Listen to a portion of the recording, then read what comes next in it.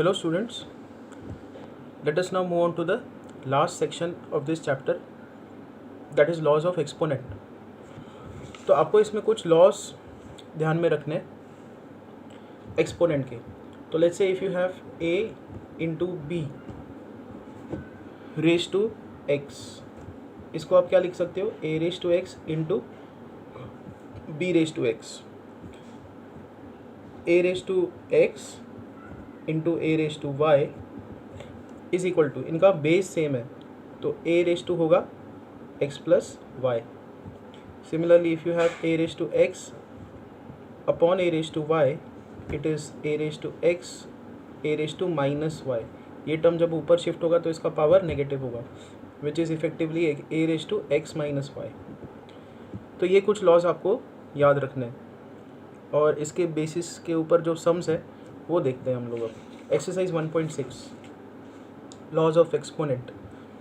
So you have to find 64 raise to half. 64 can be written as 8 square.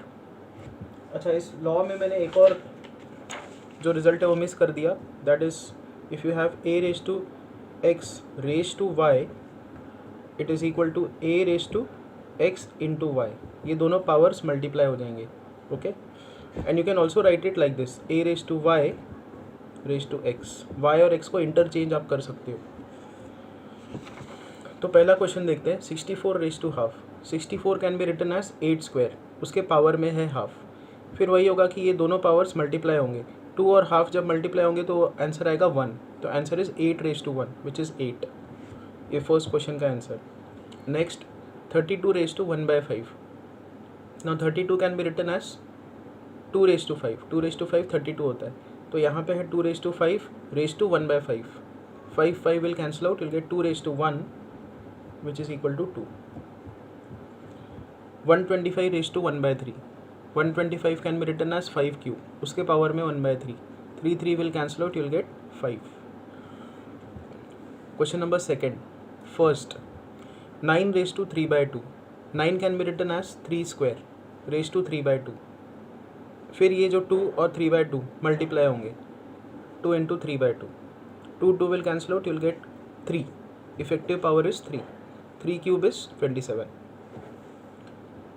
16 raised to 3/4. Now 16 can be written as 2 raised to 4. उसके power में 3/4. ये दोनों powers multiply होंगे. 4 into 3/4. 4 will cancel out. 2 के power में आएगा cube. 2 cube is 8. 32 raised to 2/5. 32 can be written as 2 raised to 5 raised to 2/5. तो ये रेज टू के दोनों पावर के टर्म से मल्टीप्लाई होंगे. 5 will cancel out, you'll get 2 square and 2 square is 4. 125 raise to -1/3. 125 is 5 cube raise to -1/3.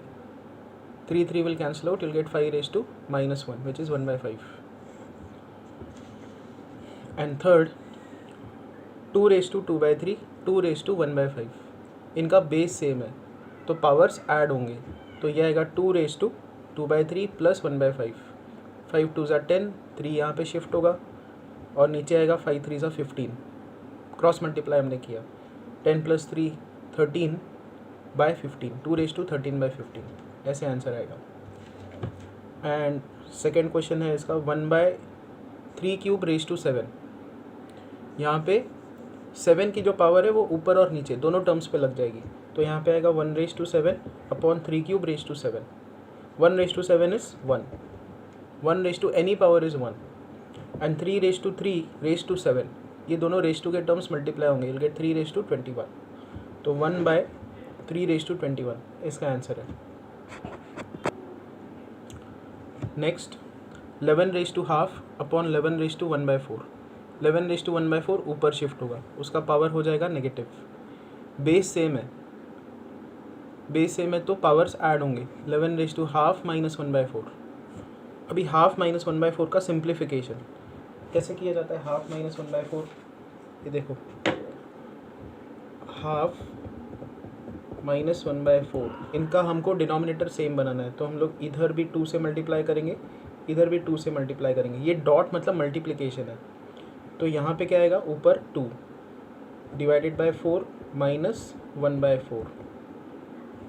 तो effective answer कितना आएगा 2 - 1 1/4। तो जो ये ऊपर का पावर है हाफ माइनस 1/4 उसका आंसर है 1/4। ये जो कैलकुलेशन है ये मैंने किसकी की है, हाफ माइनस 1/4 की ये कैलकुलेशन है 1/4। सेम चीज़ मैंने यहाँ पे की है, इधर हमने डिनोमिनेटर इनका सेम बनाया है, तो इधर आएगा 2 - 1/4 11/1/4, ये आंसर है इसका।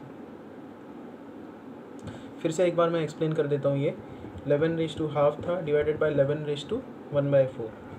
इस पावर को हमने ऊपर शिफ्ट किया, 11/2 माइनस 1/4 विच इज़ 11/2। हम लोग इधर 2 से मल्टीप्लाई करेंगे, इधर 2 से मल्टीप्लाई करेंगे, 2 × 1 2, तो यहाँ पे आएगा 2 - 1 बाय, इनका डिनोमिनेटर सेम है, तो ये आएगा 11/1/4। This is the answer. Next 7/2, 8/2।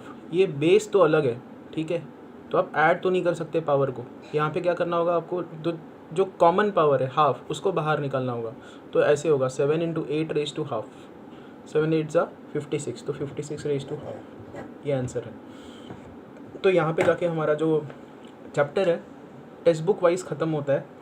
अब एक्चुअल एग्ज़ाम में जैसे क्वेश्चंस आते हैं, ओसवाल का जो एक क्वेश्चन बैंक होता है या एक क्वेश्चन पेपर का सेट होता है, उसमें से नंबर सिस्टम के जितने भी प्रॉब्लम्स है उसका एक असाइनमेंट आज मैं भेजूँगा, वो आपको अटेम्प्ट करना है ओवर द नेक्स्ट 1 और 2 डेज़। काफ़ी बड़ा चैप्टर है ये, तो हम लोग 1-2 दिन तक उस असाइनमेंट को देंगे, आपके डाउट्स लेंगे, and then will move on to the next chapter. Thank you.